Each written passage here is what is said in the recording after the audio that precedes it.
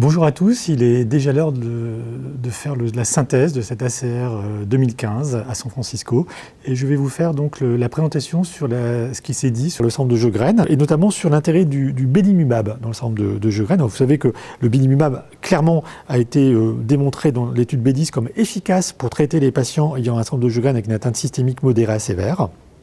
Et l'étude présentée ici est très intéressante puisqu'elle a pris des patients inclus dans B10 qui recevaient pendant 1 an le belimumab, avec arrêt du traitement au bout d'1 an, et les auteurs ont regardé ce que devenaient les patients 1 an après, donc après 1 an d'arrêt du traitement.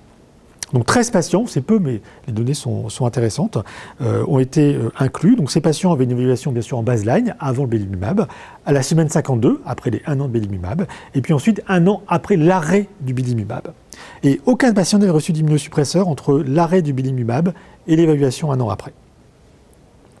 Alors, que montre cette étude? Cette étude montre que, eh bien, effectivement, sous belimumab, l'ESDAI, donc le critère d'activité du jeu graine, passait d'environ 9 à 3,5 après 1 an de belimumab, c'était significatif, donc il y avait bien une efficacité du belimumab.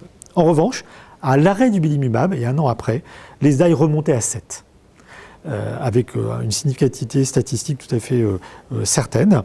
Et cette aggravation clinique survenait environ entre le mois 6 et le mois 12 après l'arrêt du belimumab. La rechute était particulièrement sévère chez 4 patients avec 3 lymphomes et un purpura hypergammaglobulimique chez un patient.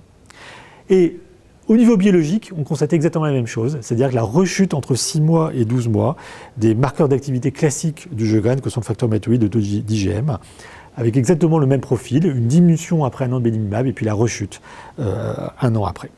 Alors cette étude, je pense, est vraiment intéressante parce que je trouve que cette rechute clinico-biologique après l'arrêt du belimumab est peut-être une démonstration, je dirais, presque expérimentale que le belimumab est intéressant et efficace dans le centre de jeu graine.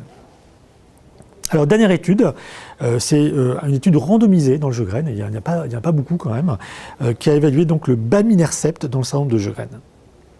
Alors le baminercept, qu'est-ce que c'est? C'est un inhibiteur de la voie des lymphotoxines qui sont impliquées dans l'organisation des tissus lymphoïdes. Vous savez que dans le jeu graine, il y a vraiment une perturbation de cette organisation des tissus lymphoïdes. Ça semblait donc assez logique et en tout cas un rationnel suffisant pour utiliser ce traitement.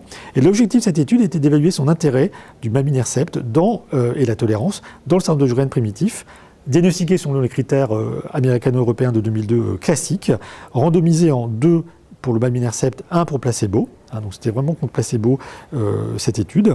Et les patients recevaient donc soit placebo, soit baminercept, une injection sous-cutanée par semaine pendant 24 semaines.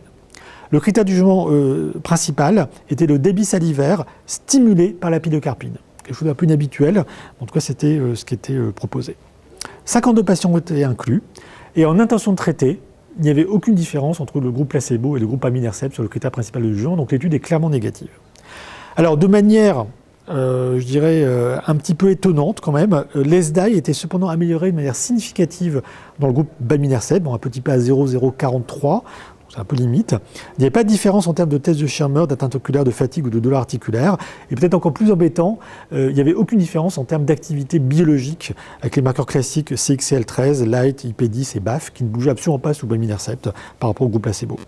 Et enfin, 2 patients sous baminercept avaient une toxicité hépatique pas négligeable de grade 3. Donc les résultats sont assez mitigés malheureusement.